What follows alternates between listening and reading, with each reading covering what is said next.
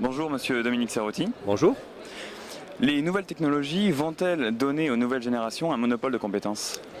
Un monopole, sans doute pas, un avantage certainement, et on le voit dans toutes les entreprises où on voit que les nouvelles générations ont une vélocité et une intuitivité sur les technologies qui est extraordinaire, qui leur permet d'absorber tout ce qui se fait comme innovation et nouveaux moyens et l'intégrer dans leurs outils de travail et dans ce que font les entreprises. Mais si je prends l'exemple de notre entreprise qui est New York Stock Exchange Euronext, où on est une société par nature de technologie très très avancée et très poussée, on s'aperçoit finalement que la génération précédente s'y est mise aussi, et que bien sûr les nouvelles générations qui nous rejoignent ont un avantage, pas un monopole mais un avantage. Le lancement d'Internext qui permet la cotation en bourse des PME peut-elle être profitable aux salariés de ces entreprises et non uniquement à ses actionnaires?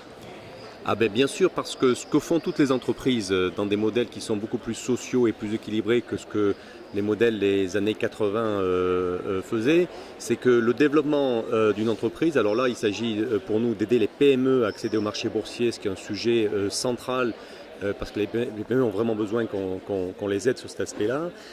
C'est pour nous une opération qui est stratégique, importante, de développement dans notre cœur de métier.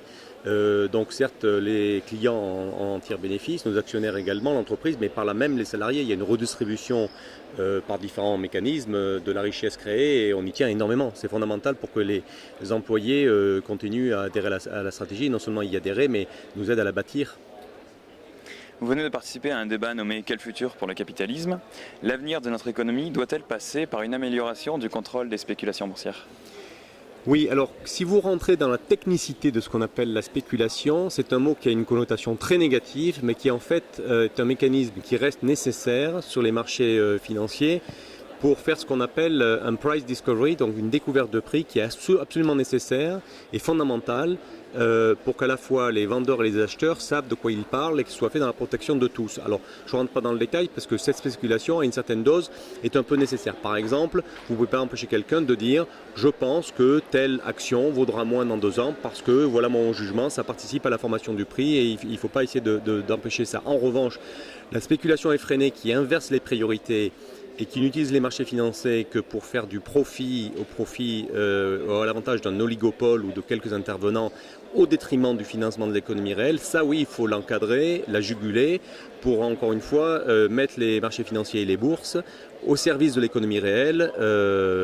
C'est la première priorité et puis ensuite si des acteurs peuvent faire du profit, tant mieux, mais dans cet ordre-là et surtout pas l'inverse, ce qui a pu se passer dans ces bulles de surfinanciarisation ces dernières années et ce qu'on est en train de corriger.